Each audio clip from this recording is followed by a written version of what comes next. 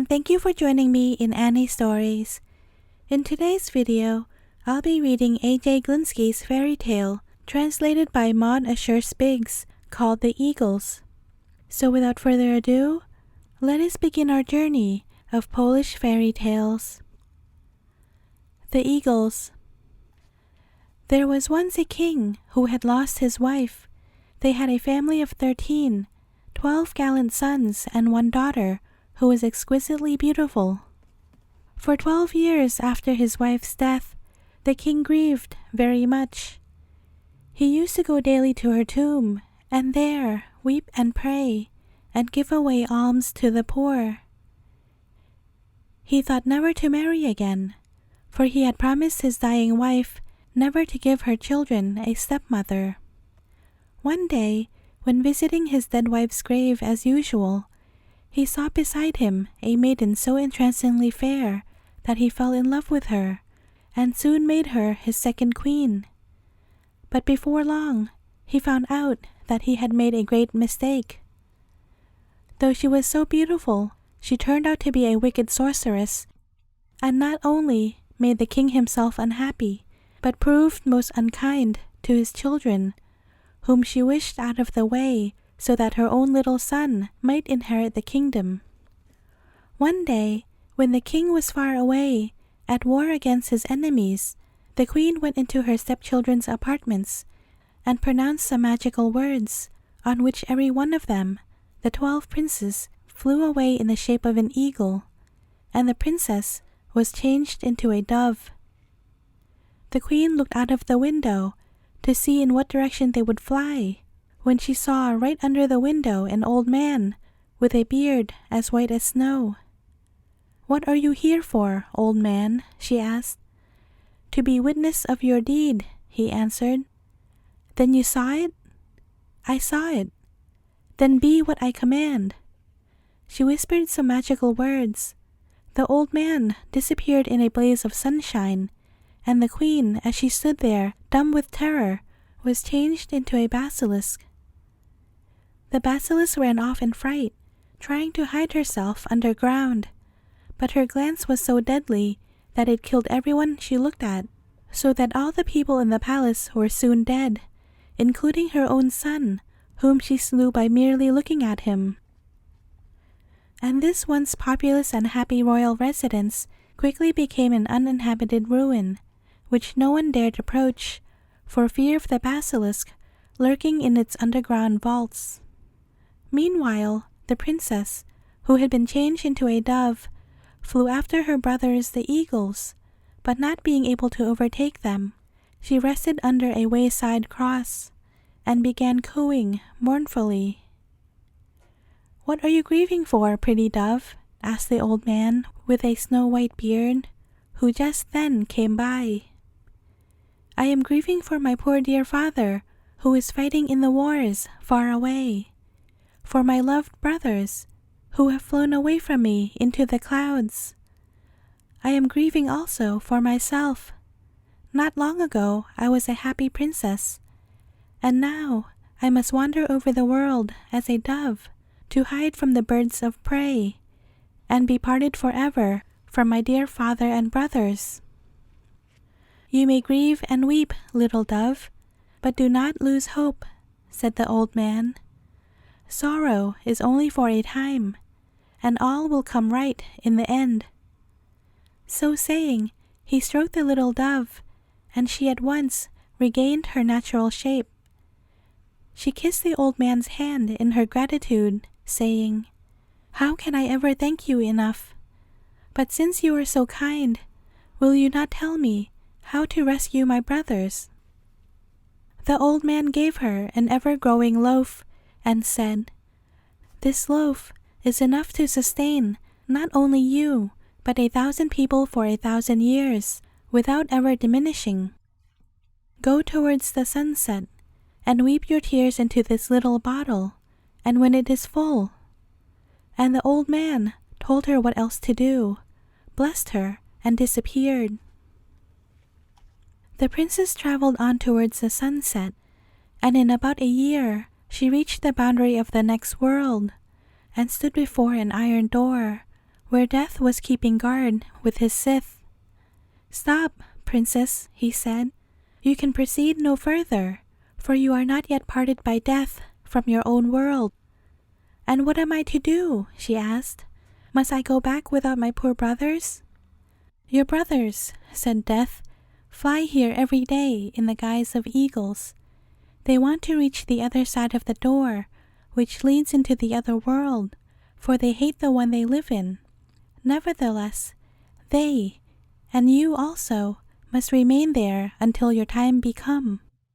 Therefore, every day, I must compel them to go back, which they can do, because they are eagles.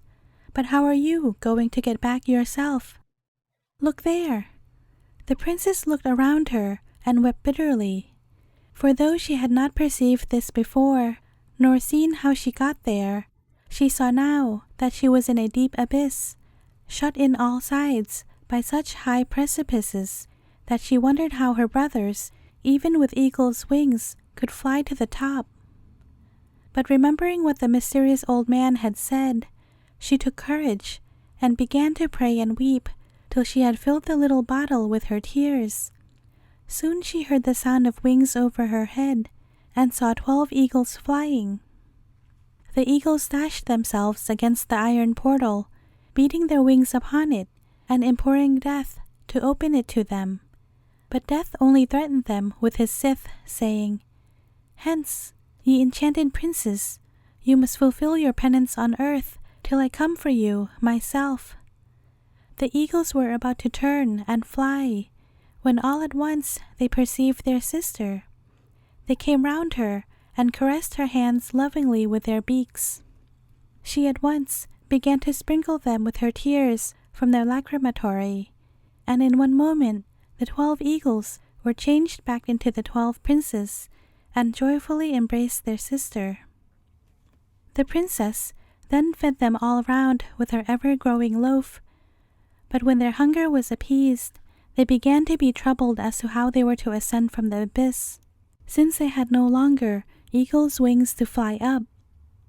But the princess knelt down and prayed, "Bird of heavenly pity, hear, by each labor, prayer, and tear, come in thine unvanquished power, come and aid us in this hour."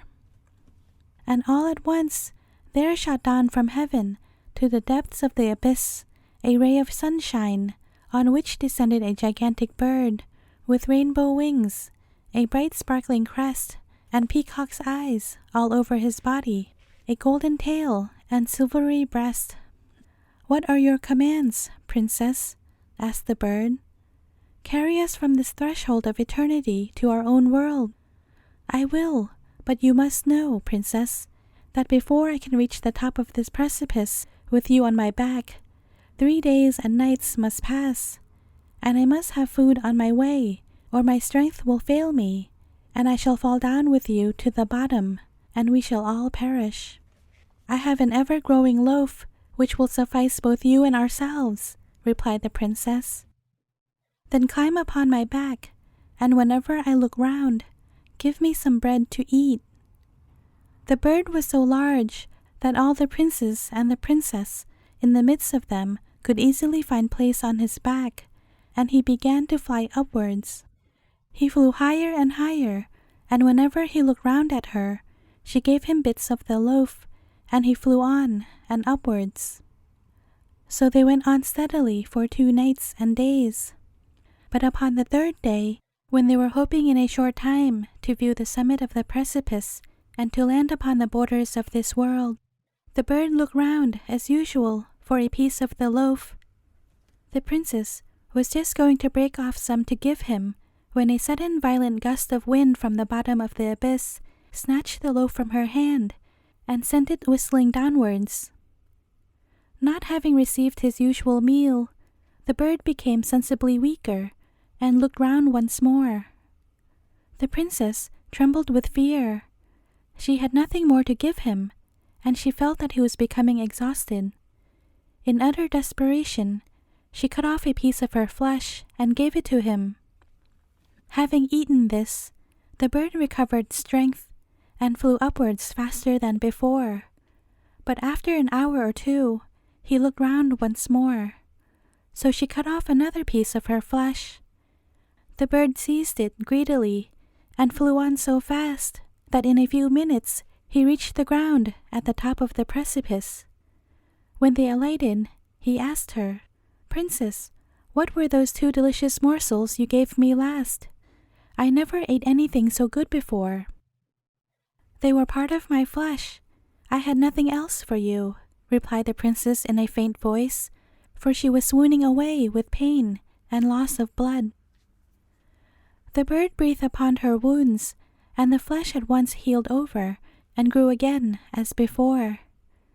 Then he flew up again to heaven and was lost in the clouds. The princess and her brothers resumed their journey, this time towards the sunrise, and at last arrived in their own country, where they met their father returning from the wars. The king was coming back victorious over his enemies, and on his way home had first heard of the sudden disappearance of his children and of the queen, and how his palace was tenanted only by a basilisk with a death-dealing glance. He was therefore most surprised and overjoyed to meet his dear children once more, and on the way his daughter told him all that had come to pass. When they got back to the palace, the king sent one of his nobles with a looking-glass down into the underground vaults. The basilisk saw herself reflected in this mirror, and her own glance slew her immediately. They gathered up the remains of the basilisk and burnt them in a great fire in the courtyard, afterwards scattering the ashes to the 4 winds.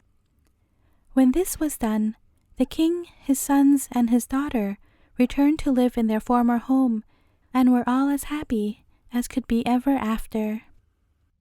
The end. Thank you for listening. If you like this tale, please give it a thumbs up and share it with your friends and family.